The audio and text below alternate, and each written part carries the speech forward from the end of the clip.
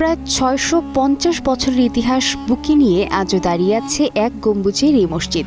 মাগুরার শালিখা উপজেলার গোপালগ্রামের বায়তুন্নুর জামে মসজিদ শুধু একটি উপাসনালয় নয়, এটি দক্ষিণাঞ্চলের মুসলিম স্থাপত্য ঐতিহ্যের এক অনন্য নিদর্শন। অথচ সময়ের সঙ্গে সঙ্গে হারিয়ে যাচ্ছে এর জৌলুস। এই মসজিদের বিশেষ একটি বৈশিষ্ট্য আছে। যখন আমি কোরআন তেলাওয়াত করি নামাজের মধ্যে, তখন আস্তে কোরআন তেলাওয়াত করলেও অনেক জোরে শোনা যায়। প্রাচীন স্থাপত্য শৈলীর এই এক গম্বুজ বিশিষ্ট মসজিদ দেখতে প্রতিনিয়তই দূর দূরান্ত থেকে ছুটে আসেন দর্শনার্থীরা। স্থানীয়দের কাছে এটি শুধু একটি মসজিদ নয়, বরং কয়েকশো বছরের ইতিহাসের জীবন্ত সাক্ষী। প্রজন্মের পর প্রজন্ম ধরে মানুষ শুনে আসছেন এর গৌরবের গল্প। মোগল আমলের সম্পত্তি এই যে জুমারঘর, কোথাও জুমারঘর ছিল না।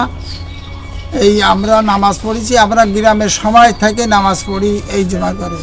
আর আমরা আপনার একবার উদ্যোগ নিয়েছি, কমপ্লিট করেছি। দাদুর কাছে শুনে এসেছি এটি নাকি মাগুরা জেলার সবথেকে পুরানো মসজিদ। Presenting Walton Crystal Series. Switch to premium. Switch to Crystal.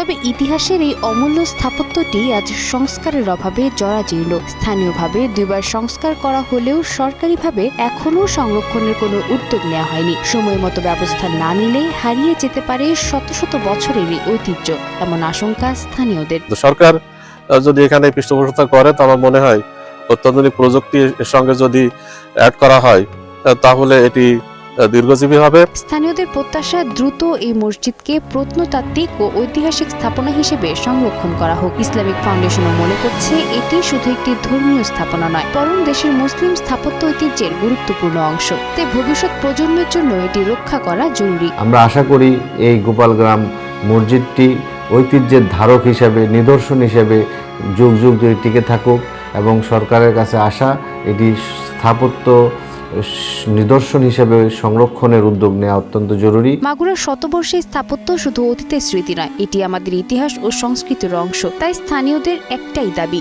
দ্রুত সংস্কার ও সরকারি সংরক্ষণের মাধ্যমে বাঁচিয়ে রাখা হোক বায়তুন্নুর জামে মসজিদের শতাব্দী প্রাচীন ঐতিহ্য।